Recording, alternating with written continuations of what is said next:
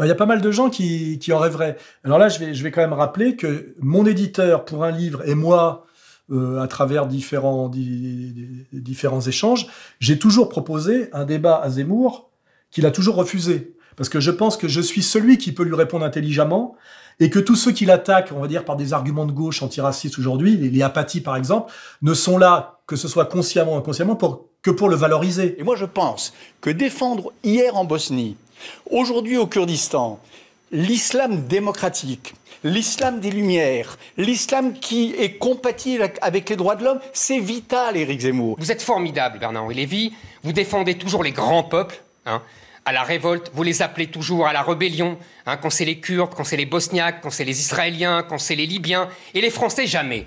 Quand les Français veulent se révolter contre une situation inique, là, vous dites que c'est des pétainistes et des racistes. Eh ben non, ça marche pas. Les arguments de Zemmour sont bien supérieurs aux arguments de ses contradicteurs de gauche. En fait, Zemmour, faut l'attaquer sur sa droite. Et c'est là où il est très fragile. Et vous, pourquoi ne pas vous convertir au catholicisme ou au christianisme en tout cas, pour aller jusqu'au bout de votre assimilation?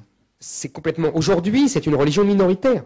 Donc se convertir au catholicisme quand il n'est plus qu'une religion minoritaire... La religion minoritaire, je connais ça depuis 2000 ans, ça va, j'ai donné, j'ai pas envie de recommencer, quoi. D'ailleurs, je relance la proposition, je défie Zemmour de m'affronter en combat singulier, en joute verbale, sur les sujets fondamentaux, effectivement, effondrement de la France, immigrationnisme, islamisme, etc., etc. Je pense que je suis celui qui a les moyens de le mettre à poil dans un échange télévisé ou Internet. Et je crois qu'il le sait un peu, puisque chaque fois que j'échange avec lui et que j'amène les sujets sérieux, notamment d'où vient l'islamisme, qui a validé l'islamisme, comment ça se fait que ça passe par l'Arabie Saoudite, qui, je rappelle, est un protectorat américain, qui entretient des relations très profondes et très ambiguës avec Israël. Comment c'est possible que si réellement ce que Zemmour prétend représenter combattaient l'islamisme, eh ben, ils auraient fait sauter l'Arabie Saoudite depuis longtemps. Or, c'est tout à fait l'inverse qui se passe. On voit bien qu'il y a une connivence profonde entre islam radical, sionisme, impérialisme. Okay, you say no preference. There have been reports that Israel has been treating wounded Syrian rebel fighters in its hospitals on the border, including fighters from Nusra Front, which is, of course, the Al-Qaeda proxy in Syria. Do those reports worry you that Israel's helping wounded Al-Qaeda-aligned fighters?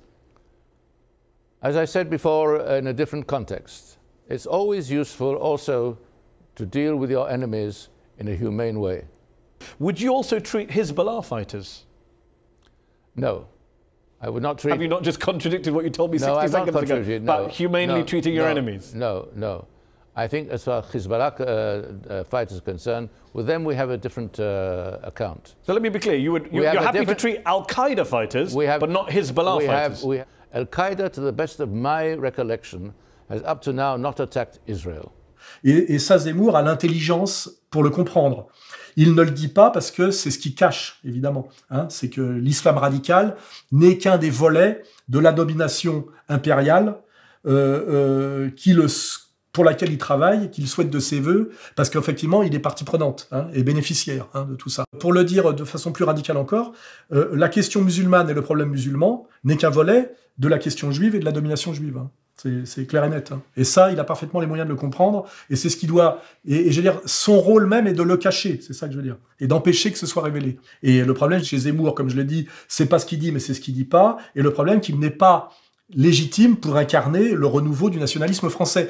J'ai rien contre lesquels qui marche avec et qui marche derrière, mais il faut qu'il marche derrière. Ça me rappelle quand moi j'étais au PC, j'étais avec la CGT, et nous, dans les manifs unitaires de la gauche, à coup de pompe dans le cul, on faisait passer les mecs de la LCR, qui avaient toujours des casques et des foulards barrés rouge et noir sur la gueule, parce que soi-disant ils avaient peur des RG, alors qu'ils travaillaient pour eux, même sans le savoir, et qui étaient toujours des couillons étudiants de 65 kilos avec des petites fesses, alors que les mecs de la CGT, c'était des travailleurs de 110 kilos. On les faisait systématiquement passer à coups de pompe dans le cul derrière dans la manif, parce qu'il n'était pas question qu'ils manifestent devant nous. Et le problème, c'est ça, c'est que dans un combat unitaire, il y a ceux qui sont légitimes pour marcher devant, et le premier, je le rappelle, c'est Jean-Marie Le Pen, 91 ans, le menhir, et puis ceux qui ont le droit de marcher derrière. Et Zemmour, il a le droit, mais marcher derrière, pas devant. Ça, c'est clair et net.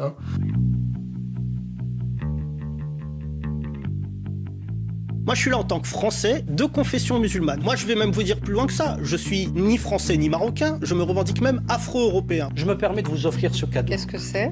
C'est véritablement, peut-être, ça permettra de l'assagir un petit peu, d'assagir sa parole.